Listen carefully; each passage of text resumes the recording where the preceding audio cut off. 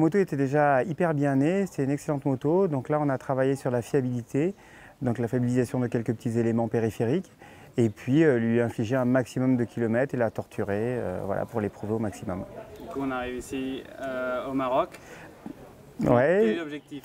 C'est la phase finale du torture test. Là, on est vraiment en conditions réelles et de course.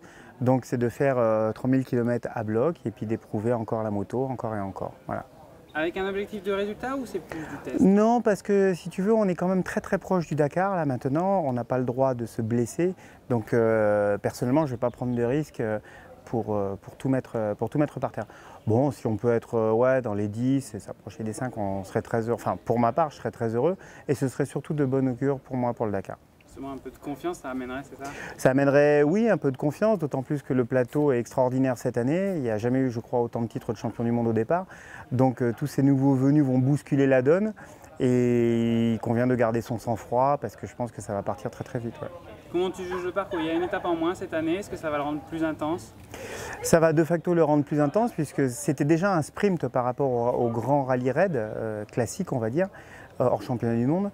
Et donc déjà 6 jours c'était très très court et là 5 jours c'est encore pire, donc il va falloir être tout de suite dedans, ça ne laissera pas la place à la moindre erreur, donc il faudra être concentré du premier au dernier kilomètre à 100%. Vous connaissez bien le Maroc, c'est quoi le plus grand piège au Maroc? Le plus grand piège au Maroc comme ailleurs c'est soi, c'est de s'enflammer et de confondre vitesse et précipitation. Au championnat du monde, Marc Coma est toujours leader, c'est dire la marque qu'il avait sur la discipline, il n'est plus là.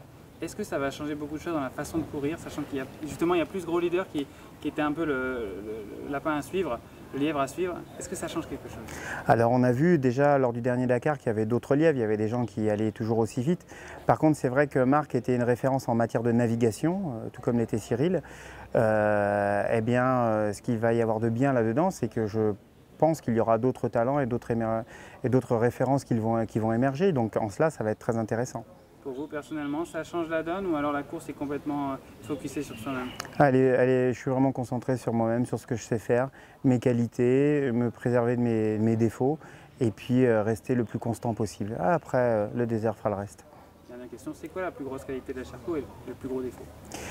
La plus grosse qualité, c'est son châssis, son homogénéité d'ensemble. Et son défaut, pour le moment, on travaille sur sa résistance au torture test et je ne doute pas qu'on va y arriver.